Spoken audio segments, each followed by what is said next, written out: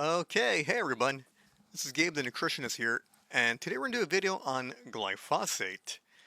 Now, I'm sure if you're a person who watches a lot of TikTok, YouTube, whatever it is, right?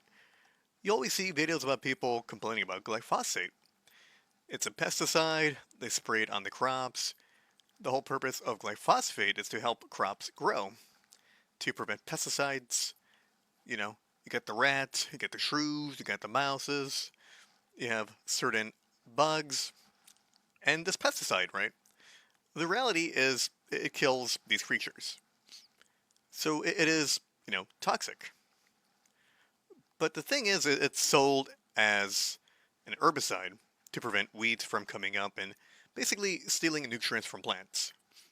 The reality is, despite, having good, well intentions, there are some downstream effects that can occur from the proliferation of glyphosate.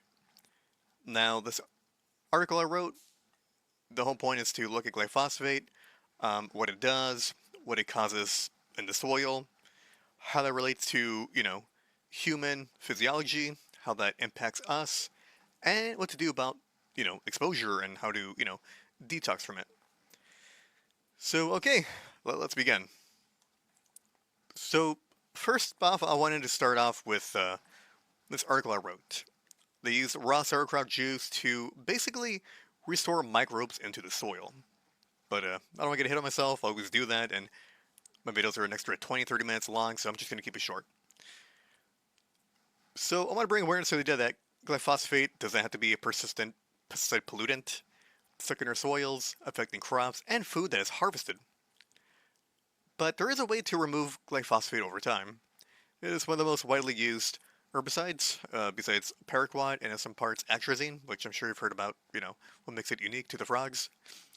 But point being, right, is it's in the soil, it's in the food system, it's in the waterways, it's in our bodies too. So even if you eat organic, right, about 20% of organic food is still going to be contaminated with, either a pesticide or an herbicide. So we gotta, be a bit wary about that. But I want to do this article from a perspective of a hopeful future. And that is, we can and we understand now how we can remediate the soil.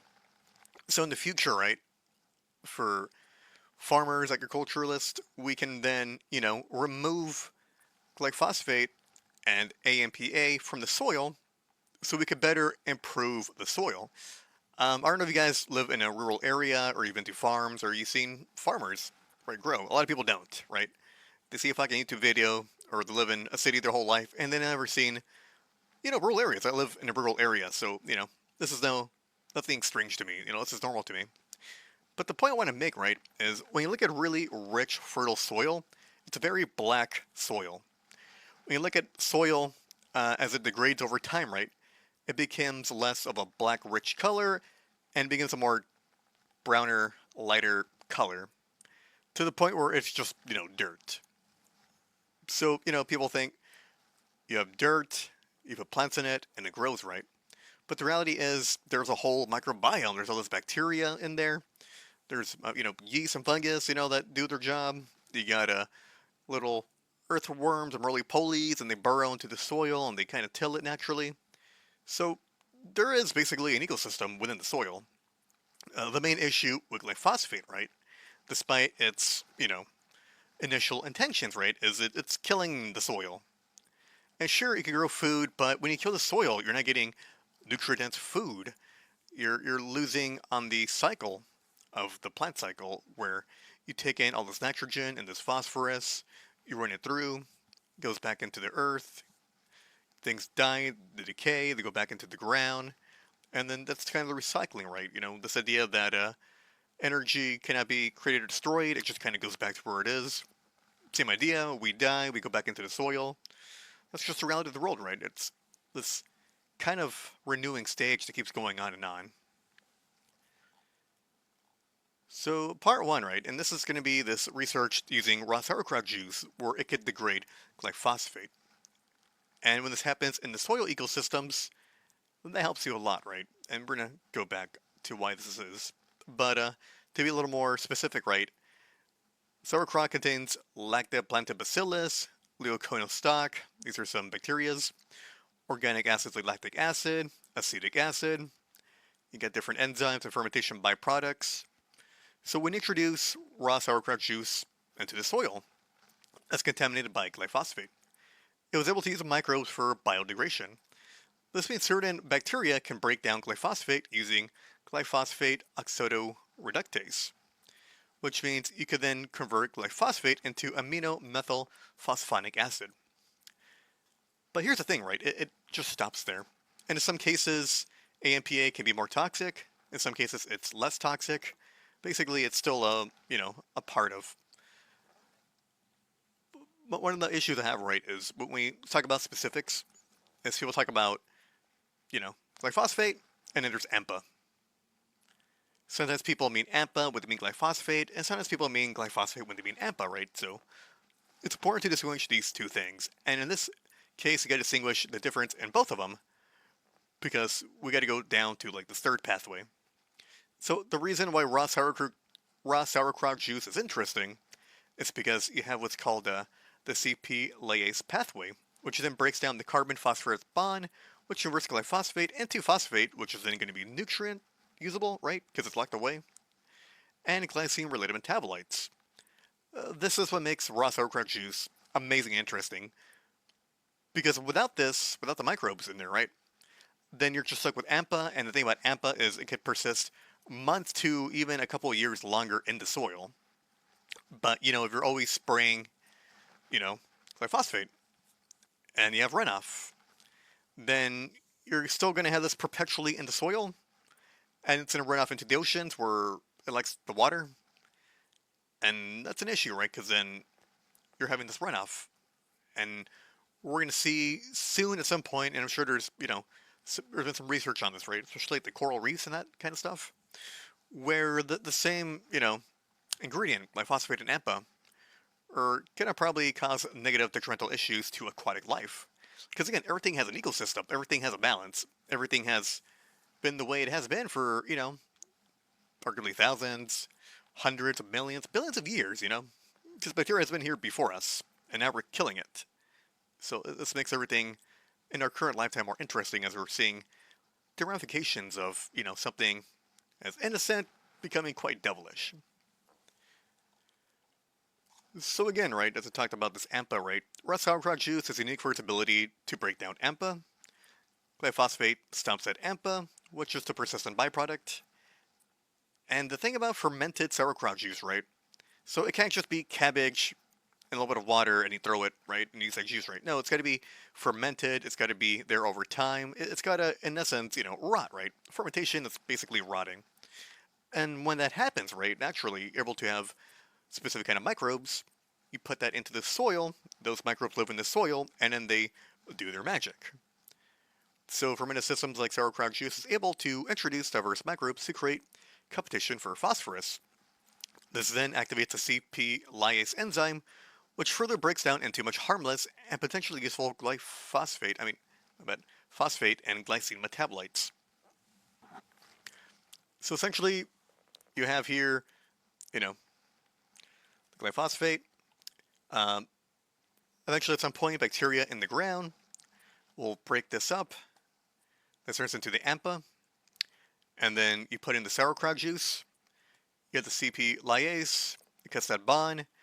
Then you're going to have the glycine metabolites and the phosphate, which is pretty interesting, right? Because, again, one thing I'm always worried about, and, I'm a student of history. I love history.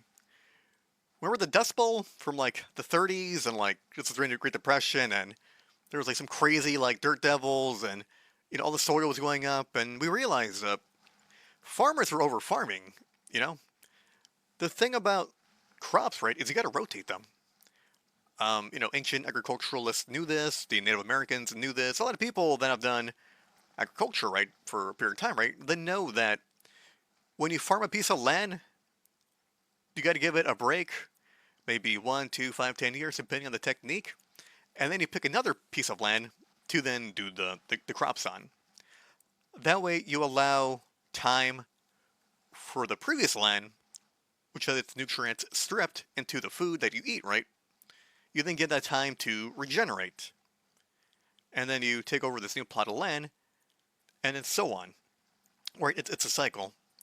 If you just take all land and do nonstop farming, you never give it a chance to restore the soil.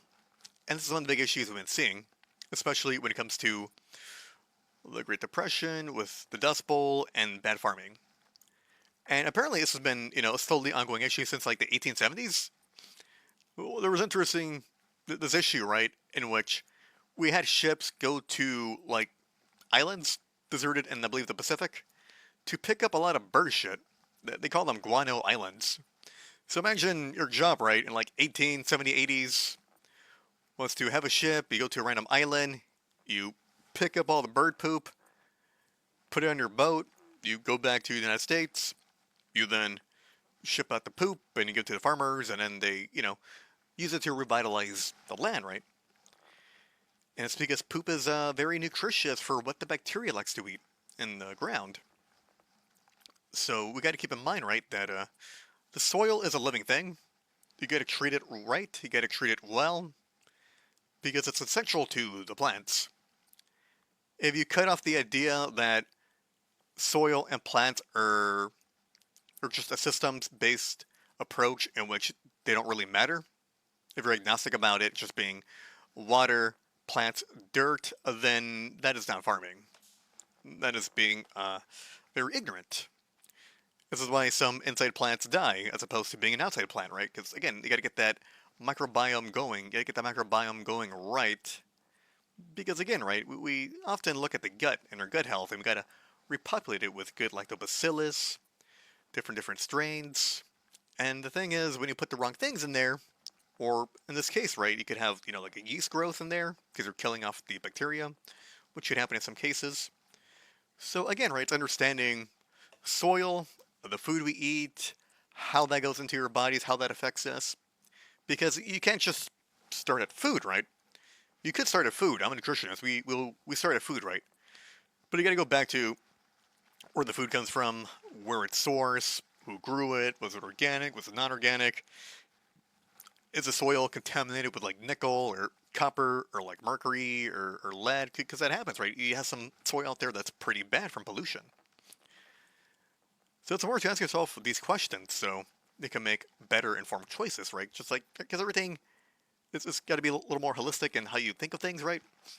Nothing's an end systems approach. You just got to go further with what it is and understand things at the root cause of what they are. Okay, now we got that out of the way. So what is the big issue with sauerkraut, right? There is no issue because it's awesome. And I do apologize, I don't have the specific name of the bacteria they used from the sauerkraut juice, specifically that helped with the CP lyase. But the point is, right, you need bacteria. So what happens is, once you have the sauerkraut juice, lower pH, it releases organic acids, it helps free glyphosate from metal complexes, right? Like iron, zinc, and manganese, and I think to an extent copper, right? So what happens is, the glyphosate binds to the iron, it binds to the zinc, it binds to manganese, and the phosphorus, right? And the plant cannot use it. So for the plant to be healthy and happy and to do its job, right? It's going to be going uphill in this battle, right? Because again, right, you're losing the metals you need to make the plant more nutrient-dense. You need some of these metals so it can grow better and properly. Again, it helps them with the drought. Because again, right, like you got to look at the environment. You got the bacteria, and the bacteria does its job. You got fungi does its job. And without it, then you start to lose, how to make a better plant that's nutrient-dense. It doesn't matter how big your plant is. I mean, sure, I'm sure it sells for more, right? But, you want to care about the nutrients you're getting, right?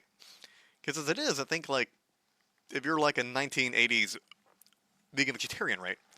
Compared to like a 2020 vegan vegetarian now, right? You're getting like 40 to 80% less nutrients in your food, right? So it's like way harder to be a vegan vegetarian if you tried. So imagine eating more, but you're getting less.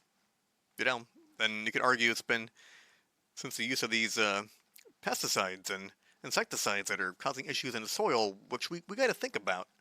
And it makes sense why this happened, right? Because it wasn't until like the 80s, 90s, and it got kicked up into like the 2010s and 2020s where we now understand, okay, not all bacteria is bad.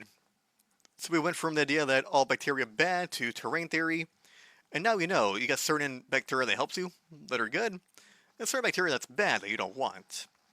So now we're growing, right, as humans in our infancy of understanding that bacteria does play a role everywhere. So when they added fermented juice, it reshaped the soil microbiome, it increased enzyme density, which improves long-term degradation capacity. Although glyphosate can be in the soil for weeks to months, the issue is that it degrades into AMPA. AMPA is more problematic, and the reason it's more problematic than glyphosate is that it can last much longer in the soil. While glyphosate can last a few months, AMPA can last months to years. And the main question that must be asked is how does this impact the soil and crops over time, right? Because we gotta be realistic, everything has consequences. And if we don't understand the consequences, we don't talk about the consequences, then we don't really know if something is good or bad, right? We live in a world of pros and cons, right? You want something that has more pros and cons, right? That's just the way it is. But if something has less pros and there's way more cons, then you might want to shit can it because it's not doing anything better for you. So the thing about this glyphosate, as we know, it intensifies the stress when it comes to drought. It chelates micronutrients, which the plant needs to grow. It apparently it's toxic to the root due to AMPA, because you're losing, your copper, you're losing your iron, you're losing your phosphorus, you're losing magnesium, losing manganese, losing nitrogen. The nickel is interestingly questionable, but the thing is, you're losing, the mechanism of the plant to defend itself. Then you have the accumulation in the soil, it stays in the soil, and is toxic to the microbes that are helping you with nitrogen. Um, Bacteria, some of them, right? I don't know if all of them have it, right? But they have the Shikimate pathway, and that can disrupt them and kill them. When you have less manganese and iron, you can't feed the bacteria as much because they really like that stuff. Earthworms are dying. Remember I told you about how you have these little earthworms in the soil, and you don't think much of them, right? They're just, eating, they're pooping, they're just causing, these telling effect. But that telling effect's really important because it helps break down stuff to be very fine, and the roots will uptake the nutrients from that, right? And then utilize it to make a plant that's going to be stronger, nicer, bigger, better, and more nutrient dense, right? I'm not a big plant-based person, but, you gotta understand, right? You want more nutrient-dense food, right? And you want your cows or your cattle to have nutrient-dense food, which they will then convert into more nutritious meat. So again, right, this goes everywhere all around. It's a really important issue. So why is this important? As we've been talking about, it's killing the ecosystem. We just don't really get that or understand that, right? A lot of people are fucking city slickers, right? And we lose the reality if you're not connected to, a rural area. It's like, I got examples I want to say, but they're too bad. Okay. So one of the main issues with glyphosate and AMPA is that it reduces the nutrient density of plants, as glyphosate is a chelator of minerals that bind to them. This means plants will get less nutrient uptake, so they will lose its potential nutritional value from the soil. Within 6 to 7 months, what are the odds, right? Field remediation with sauerkraut juice reduced 80 to 90% of glyphosate in the soil. This has the potential to increase yield in crops and nutrient density.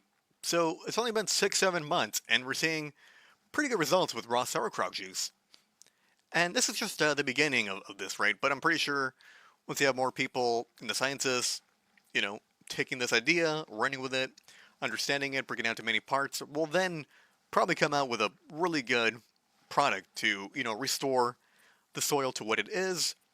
We learn the concept behind, what's that term? The one that Joel Salatin uses, or even Peter Ballerstedt, the sod father. Basically, you want to have regeneration agriculture, and you could have nice, nutrient-dense, rich, beautiful soil full of good quality microbes by making sure you have plenty of poop, plenty of hydration, and from the poop, right, especially ruminant animals, right, like cows. You could then enrich the soil to then make it richer, so you then put plants on there, your crops, and you have nutrient-rich soil, so the food you eat and then the food the cows then eat are going to be more nutrient dense, right? So again, right, got to look at everything holistically. So in the future, our children can benefit from, eating food that is free from glyphosate and pesticides, and let's give them more nutrients, right? Because, at the end of the day, right, we want to have happy, beautiful, amazing children. So even though we won't really reap the benefits of this, at least our kids and their kids, right, if we go the right way, right, well, gladfully and hopefully, right, grow up not chelating their minerals, right, not being affected by glyphosate, which we're finding out is having issues on infertility when it comes to men. So the second issue is long-term, these pesticides kill the microbes in the soil, responsible for regulating the soil microbial ecosystem. Microbes regulate the nitrogen cycle, the release of phosphorus, which plants need to grow, right? And you can make bombs out of it, and the ability to decay and use organic matter and protect from pathogens. What makes raw sauerkraut juice unique is its ability to break down AMPA's carbon-phosphorus bond with CP lyase enzyme. Although there's plenty of phosphorus in the soil, which the plants need to grow, right? It's locked away and cannot be used. This means CP lyase enzyme is able to unlock more of the phosphorus in the soil to be utilized by plants. Also helps with clay, iron, and aluminum oxide soils to be free from AMPA. So what they found out is, right, if you have glyphosate sprayed on clay, iron, and aluminum-based soils, then it's more likely to bind to it. So that way you're able to free up the nutrients from the soils and the plants can use them. Now, again, right, once leached into groundwater, rivers, lakes, and other waterways, it's difficult to be broken down. AMPA can impact fish, aquatic plants, water microbes, and can contaminate the water supply. Glyphosate and AMPA literally have downstream consequences. So maybe at some point I'll research what it does to water life, how it impacts fish, how it impacts the plants, how it impacts, because everything matters, right? Everything is impacted by everything. We think of it as a little domino, but there could be, some serious downstream consequences. We know the effects of atrazine on feminizing, being, like pseudoestrogen, and its effects on frogs. So again, right, that's just one different of the pesticides, herbicides, right? We're just focusing on glyphosate for the time being because I think one of the big issues with glyphosate is you're losing important minerals your body needs like zinc and iron, manganese to a little extent, because you need it for your immune system and a bunch of things in your blood and oxygenation. So we'll go to that later, right? But what inspired me to write this article and to do the video is to do that, right? If you're eating foods that has even a little bit of glyphosate, you might be losing some nutritional value, right? So let's understand this better so we can keep our nutrients, right? And use them, and not lose them. So this is why I find research into sauerkraut juice to be interesting, because it's a promising route paving the way to find more solutions to remove glyphosate and its AMPA byproduct from the soils to restore balance in the ecosystem. Everything needs balance. And when we disrupt it, although not everything is immediate, we then understand later on that there was hell to be paid. So what about glyphosate and the human body? What does it do? So the main argument in court used by, the brown-eyed people is that humans don't use the same pathways as plants called the Shikimate pathway, but it still has biological effects on us, right? I could argue, smoking isn't gonna burn me alive, right? But that smoke is gonna give me lung cancer over time, right? So you can't really bullshit your way that way. So it disrupts the microbiome as we know it from the Shikimate pathway. So if it doesn't exactly impact humans directly on that level, right? Because we don't have a Shikimate pathway. What about our gut buddies? What about our probiotics? What about the bacteria in our gut? We do a lot of stuff to nurture so it could take care of us. Well, glyphosate targets the Shikimate pathway present in bacteria, not in human cells, of course. This pathway is essential for probiotic bacteria in our gut to produce amino acids like tryptophan, tyrosine, and phenylalanine, right? This means glyphosate can kill or alter gut bacteria, which is not good.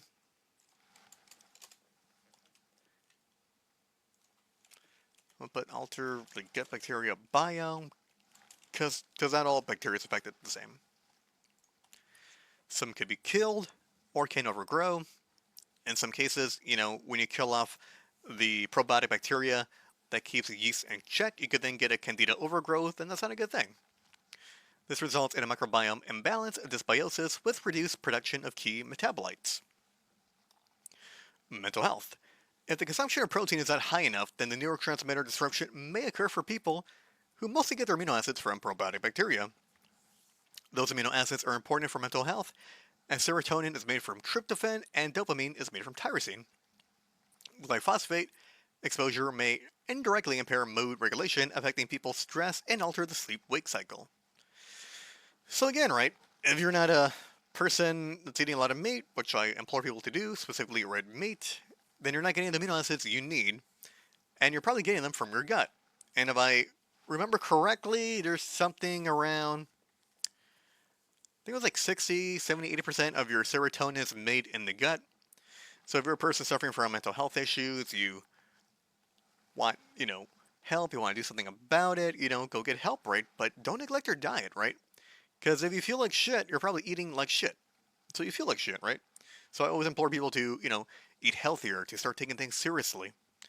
Because in this case, right, if you're not getting enough of your meat, right, then if you're relying on your little gut buddies to make you these amino acids for your mental health and neurotransmitters, then you got to do something about it.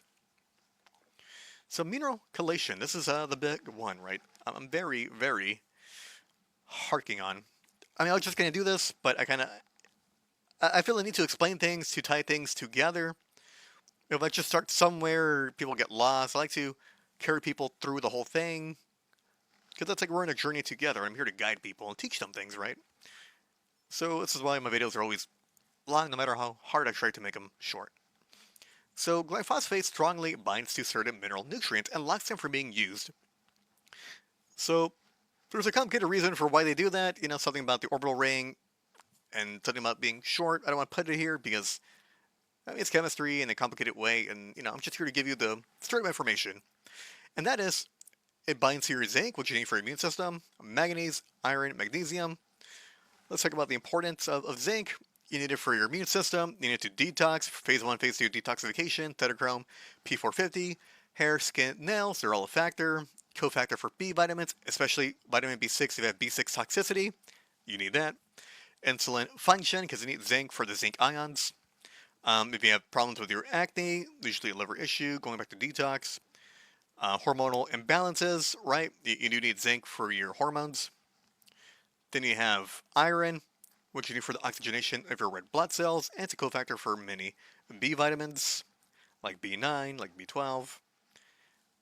And if you have deficiency of iron, you could have chest pain, you could have fatigue, hair loss, headaches, cold hands and feet, and shortness of breath, which would mean you're probably anemic. So go to the hospital, get help, get an infusion.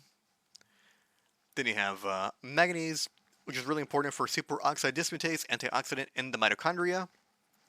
So what I find interesting about manganese superoxide dismutase is that it helps you specifically in the mitochondria, whereas the zinc and the copper superoxide dismutase doesn't do that at all. It works outside the cell. So going to the ding ding ding, where's the manganese? There's no manganese in this. Well, basically that's the most important part of manganese for side in the cells. Then you have magnesium. If you're low magnesium, you could have muscle spasms, low energy, insomnia, PMS, ladies, anxiety, depression, headaches, inability to calm down, you're stuck in fight or flight mode. So these are usually the main ones it binds to. So this may cause a nutrient deficiency in people's ability to absorb important minerals required for enzyme activity, mitochondrial function, and antioxidant defenses. While glyphosate does not bind to every mineral, it is important to recognize and understand what a mineral deficiency could look like and if it affects you or someone you love. Which is why we'll go down this list, because you never know, right? You could be here for one thing and you leave with something better, right? So I like to be very holistic in the things I do, things I talk about. I like to take random things and put them in because Sometimes all it takes is a sentence to change someone's life and their trajectory, right? To do better. So selenium, usually, thyroid issues, hair loss, slow metabolism, or gaining weight. Your immune system kind of sucks. Slow wound healing. Copper, you can have prematuring gray hair. You can have anemia because of the cerebroplasmin. Osteoporosis, low white blood cells count. Thyroid issues, irregular heartbeat. Phosphorus deficiency, you can have anemia, low bone density, poor appetite. You're more likely to be sick, bone pain. If you don't eat plenty of meat has plenty of phosphorus, so you should be fine. Potassium, right? Muscle cramps, dizziness, bloating, heart palpitations. So if you're a person, roll dry. So if you're a person, right, who likes to drink a lot of water, let's say you drink like a gallon a day, right? And you don't do your magnesium, you don't do your potassium, you don't do your sodium, you will lose a lot of your electrolytes. And the thing is, when you overdo it and you're not repleting it, then you might have a deficiency and you might feel kind of crappy. So I'm a big fan of coconut water for that reason. We went over magnesium, iodine, issue with thyroid again. Selenium and iodine are linked together, especially with sodium, because the sodium iodide is importer. So if you're feeling cold, you're feeling a bit weak, it could be hypothyroid, low thyroid function, fatigue. So oxidative stress and mitochondrial effects. Glyphosate exposure is associated with an increase of reactive oxygen species, which increases inflammation, which may cause some degree of mitochondrial dysfunction. This impacts energy production and cellular repair mechanisms. Importantly, this can impact the fertility of men and reduce their testosterone. Not good. Decrease sperm count, which is the amount of sperm you have, and motility, which means you have less movement of your little sperm buddies and they're not able to finish the race, if you know what I mean. This can also damage the endothelium, which is the blood vessel lining. Could damage and mutate DNA, causing mutations and incorrect DNA division. This is when you want more folate, the right form of folate. I'll probably put in a folate article. This could mean you need more folate and the right form. If you want to learn more about getting the right form of folate, then click here. Okay, gotta go back to this and put the link. So again, right, whether you're a farm worker and you spray this stuff, whether you drink it from water that didn't go through reverse osmosis, whether you ate food that wasn't organic. I mean, there's some foods that are more or less worse and better than others. There's a list out there. Whether you breathe it in, right, assuming you were spraying it, dermal contact, if you work with it and you not wearing gloves, that could have an issue. Because there's something about like cancer, like non-Hodgkin lymphoma, which again, not a good thing. So this impacts male reproductive health and fertility. This affects the pituitary gland, which means when you have this inflammation, oxidative stress, it may cause a dysfunction in the mitochondria. When you're not able to get ATP the way you're supposed to, you're having trouble creating and defending your Sertoli cells, your Leydig cells. It alters your testosterone production, and this impacts your sperm production, motility, and morphology. So again, right, if you're someone who is shooting blanks and you want a family and you don't know what your issue is, come talk to me. I'll make you an appointment and, I'll help you get over that hump.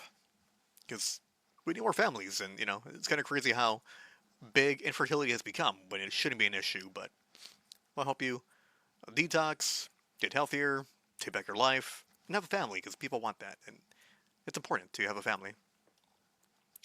Gut barrier and leaky gut. Glyphosate may increase intestinal permeability and low-grade inflammation that can impact zonulin, causing leaky gut. When this happens, the normal tight junctions open up because zonulin is affected, and this causes the impact of leaky gut.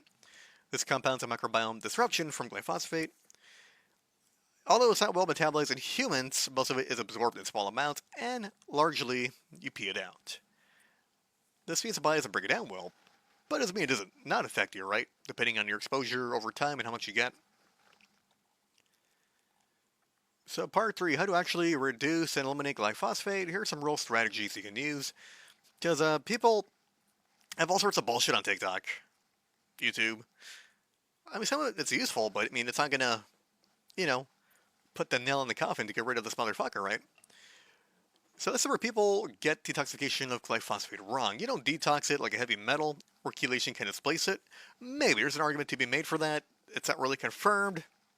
No one's really denying it. So we'll go on, right? So the best thing is mitigation, right? You reduce exposure, you limit absorption, and you enhance the elimination of it. Focus on eating organic versions of fruits and veggies that you enjoy. Organic. If you can, buy it. The best thing to do is to have less of it, right? You want to be able to have much less going inside of you so you can get rid of more of it out of you, right? If there's much more coming into you than you can detox it, then you're always going to be affected by something. Reduce ultra-processed foods, as they're usually not organic, and, it's garbage. Shouldn't be eating it. I know, a snack every now and then is cool, no big deal, right, if you're getting healthier. But again, the whole point is mitigation alone lowers the total burden significantly, right? Kind of like the stress bucket. The less you have, the less burden that bucket is, and it's not overflowing, causing you issues. Since glyphosate isn't easily broken down, fiber becomes the most effective tool to bind glyphosate and carry it out. You want to have soluble fibers like pectin, psyllium husk, and partially hydrated core gum, also known as sun fiber, to help you detox this. The mechanism is how fiber works, and that it's able to form a gel matrix, interrupts the compounds, increases the amount of stool bulk, and then the excretion of bowel acids, and then you poop it out. So, in essence, you're trying to trap it, trying to bind it. Support the microbiome. Although probiotics don't, directly break down glyphosate, it helps you by restoring your gut buddies, which supports microbial balance to protect your gut barrier against leaky gut, prevent candida overgrowth, and produce certain nutrient and neurotransmitters, again, for your mental health. Add fermented foods like sauerkraut, kimchi, kefir, or yogurt to your meals. This helps you support your microbiome. And here's the thing, right? If you have a lot of glyphosate coming in, it's killing your gut bacteria. If it's killing your gut bacteria, you're losing the benefits of your gut bacteria. It helps keep down candida, helps you produce some of your B vitamins, helps you with serotonin, helps you with some of those amino acids. So remember to, eat a probiotic food that you enjoy, right? That's the biggest issue I have with people, right? People look up videos or guides or whatever on how to get healthy, and they don't stick to their diet because they fucking hate it. How do you stick to your diet if you hate it? There's a way to be healthy and to do things you like. By doing things you like that aren't bad for you. That's the issue I have with a lot of people. They don't like tomatoes, so it's like, don't eat tomatoes. They don't like kale or spinach, so don't eat it. Like there's other foods out there to eat, I'm not talking about, doing the least toxic food so people can heal as fast as possible, to not be affected, and to move on with their life and to enjoy themselves. So eating fiber is important as it helps feed and support good probiotics to live. It's important to note that not all fibers are the same. I've noticed some clients react better to certain fibers than other kinds of fibers. Fiber from fruits and veggies are usually okay. People with severe sensitivities, from my experience, can do better by eating a small amount of psyllium husk. Fiber is definitely something that can be overdone, which may cause constipation, especially if a person is not drinking enough water. So again, right, you could do a little bit of fiber and you'll be okay, right? You don't need to do 30 grams or 50 grams. That's crazy. Just do what works best with your body. You've done too much if you're constipated and you gotta poop at least once a day, right? If you're doing a little too much fiber, you might want to reduce the fiber, right? So you could have a poop every day. Because too much fiber can, stuck you up. It can block you. And a lot of people don't seem to understand that. People usually think, oh, eat a ton of fiber and you poop it out. That's true for things that are solid, that are insoluble. But when it tends to be a water, right? Like the soluble fibers, and it gels up a lot, you could basically have a gel that kind of stucks you up, right? So you have that issue with constipation. So it's important to be mindful of that and do what works with you. And to eat enough fats and to drink enough water so you could, stimulate peristalsis and motility of your bowels and get it over with, right? Because that's how it works, right? You have these little muscles in your intestines, and it pushes out the poop. Eventually goes into your colon, then you get the signal, and then you get a poop. So if you're not eating enough healthy fats, like saturated fats, you're not eating or drinking enough water, right? Then this could be an issue. So again, do what you like. I like kefir, I like kombucha, I like sauerkraut, I like yogurt. I'm not a big kimchi guy. I hate cottage cheese. I think it's nasty. But again, do what you like, right? That's the whole point of what I'm teaching people, right? You can still be healthy and eat certain foods you like, right? Not talking to be a pizza every day, but you know, you can still eat foods that are going to nourish your body, so you can be happy and feel better. 4. Increase elimination. Glyphosate is mainly cleared through urine, which means hydration is important as it increases clearance of glyphosate. Again, right, you mostly pee it out, but we want fiber to trap some of it so it doesn't stay stuck in your body. Electrolytes can then become an important tool to support kidney filtration. One of the big issues I see with people is they do not drink enough water. If you drink only a couple of water bottles a day, then you're probably the kind of person not getting enough hydration. And I see a lot of you guys not drinking enough water. And women, usually women. Men, can brave it and just chug a lot of water, which I don't think you should, right? Just drink you want to, right? But people should be drinking anywhere from 8 to 12 ounces of water a day, right? A glass. So 8 by 8 is 64. 8 times 12 is what, 96? So more or less, that's a good sweet spot, right? Salt your foods well for sodium, drink coconut water for potassium, eat plenty of meat for potassium, get topical magnesium lotion to rub onto your skin, which absorbs magnesium well. If you want to learn more about the cleanest source of salt and how much you need, click there. It's about 3 grams a day, more or less. So, here I tell people how to make a little drink, right? You can order, potassium chloride, some salt, some lime juice. If you want to do some monk fruit, some people bloat on it, and some people would rather just do allulose, which they feel better on. But again, right, like, the whole point is you're getting, your electrolytes, especially, if it's a hot day and you're sweating and you're active, right? You want to replenish this stuff. Especially after you go get some blood testing done and they draw blood or you donate blood, you want to replenish your electrolytes because you do lose a lot of that, especially magnesium. So 5, support detox pathways. Glyphosate is a glycine analog. Supporting the body with extra glycine amino acid helps to maintain protein integrity to support detox pathways. Glycine is a very important amino acid. It's, the tripeptide, right, to make the glutathione, which is a very powerful antioxidant that's able to fight against inflammatory oxidative stress from free radical oxidants and non-radical oxidants. It is also one of the 6 conjugation pathways used to detox metabolic byproducts. Well, because controversial is the idea that glyphosate displaces glycine when it comes to protein synthesis, causing protein misfolding issues, enzyme dysfunction, and defective collagen modeling.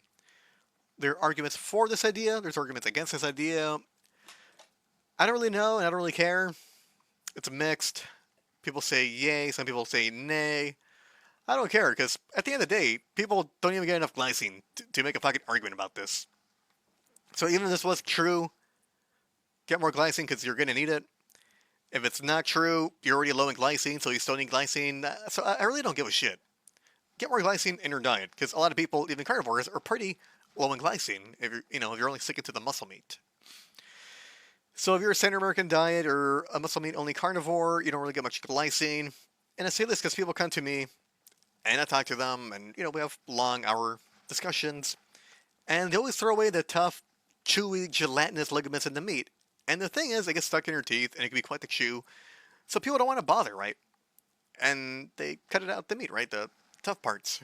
This is usually the stuff this is why when you get a soup or a broth, you get like a big gelatinous meat, full of all the ligaments and whatnot, because the heat's able to break it down. You get a nice soup or a broth or a stock out of it, and you can enjoy it and you can eat it easier, right? This is why I'm a fan of ground beef, because ground beef has it all shredded in there, and so you get a little more glycine from your ground beef for that.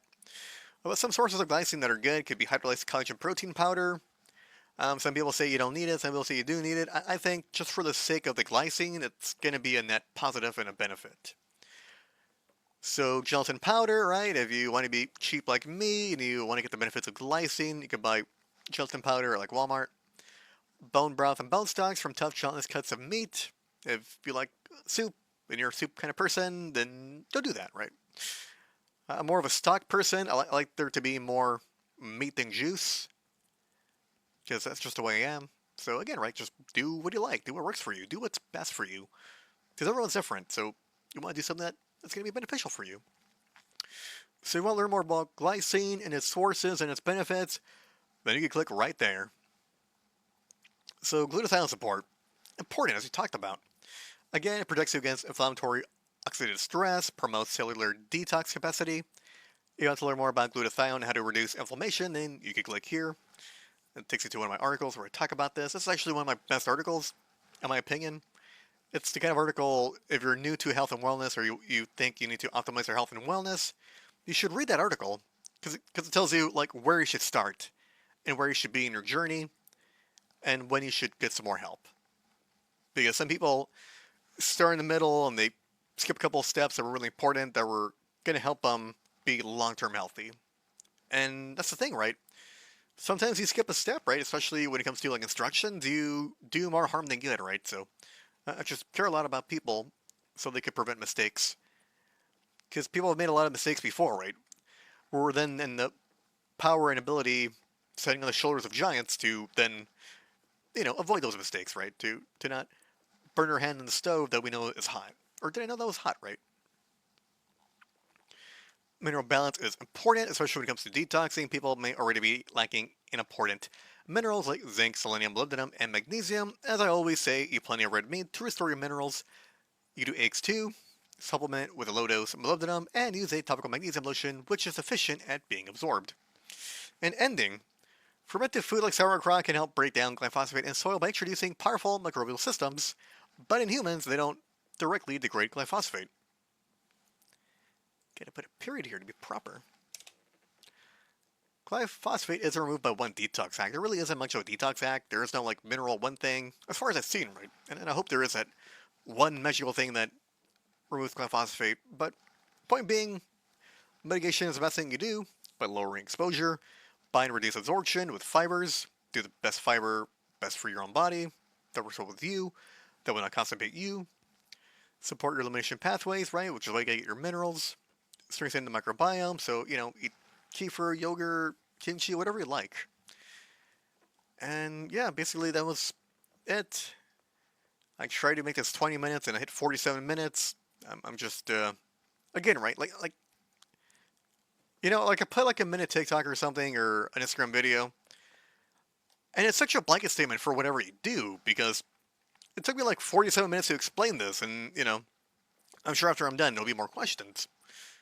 So I try my best to explain things as much as I can, as much as possible, to the best of my ability. Sometimes I overlook things or I forget to add things.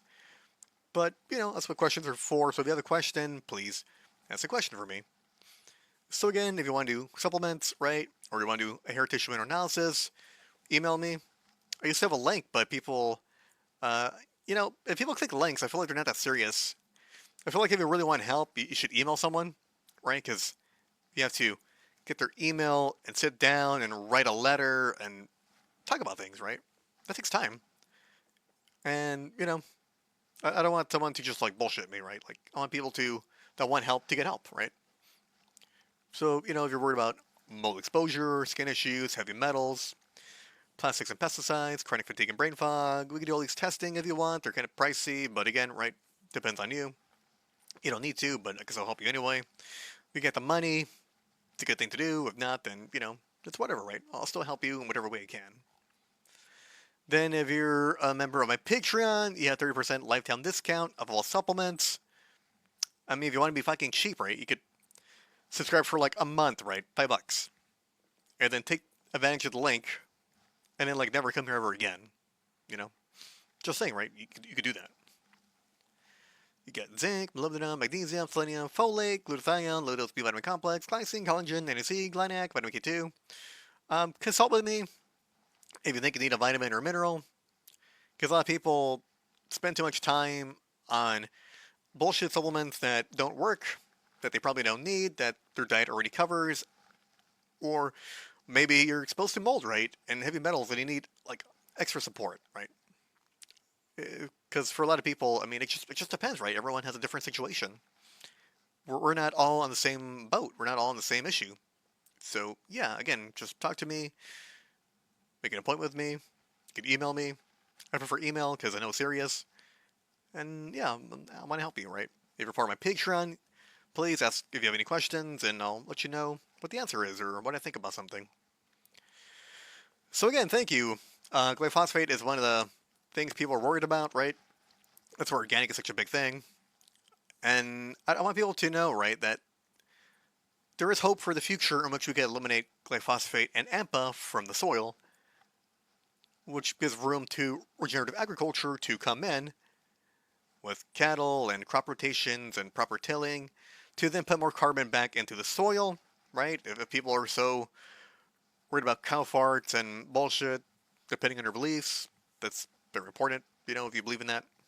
But even if you don't believe in that, right, then it's important to do that for the soil and the microbial environment so you can have nutrient-dense foods that people that eat plants can enjoy and that cows that eat plants for us meat eaters to enjoy can enjoy, right? Because again, more nutrition is better, right? Especially if you're getting it from your diet and you're eating things that are the least toxic. So make sure you share this with your friends and family. Again, my goal is to help hardworking Americans take back their health. Share it on Facebook, on Twitter, X, right? Your group messages, your favorite social media sites, wherever you want to do this, right? Because, again, right, like, my whole point is to help people. This is why I do this. This is why I'm here on Earth, right? I've got a ton of articles, you know. Pick one, read one, right? I'm sure you'll find interesting perspectives because I'm an interesting perspective kind of guy. I like to think about things differently. Sometimes things are very simple, straightforward, cut and dry. And if you want to hire me, right, for like a month, so the way I work, right, is you hire me on retainer, and you could have, many appointments with me in a month. And I'm cheap, so you want to keep me on, right? And the thing is, some people charge like, like $10,000 for like a 3-month program. This is going to be what, 900 for like 3 months. So you save a lot of money, right? I'm not trying to screw people over. That's the biggest issue I see. People are on Instagram or on Facebook, and there's some fucking douchebag saying, "Oh man, you got all these clients. Well, you could be charging them $20,000," and then it's like, really, like why? Well, you're in this to help people, right? You want me, like a money kind of guy? Go do finance. Go be a fucking lawyer. Go do some shit that makes money. What we're doing here is to help people, and at the same time to make a living by helping people, right? But no, I mean, you got people that are getting really fucking rich, and they're using marketing, and they're siphoning all of the ad traffic and all the social media algorithms. So then you're getting directed to people that aren't that amazing, right? That's just reality. Just because someone has better marketing doesn't mean they're better at what they do. I'm gonna tell people get better from a lot of things, and I charge a fraction of what those fucking people charge. And that's just the reality, right? You got to do your research. You got to look at everybody, because some people have bad reviews, some people have good reviews. Some people are good at one thing, some people are good at many things. Some people are just grifters. There's a lot of grifters out there, and the thing about the grifters is they don't have any client experience.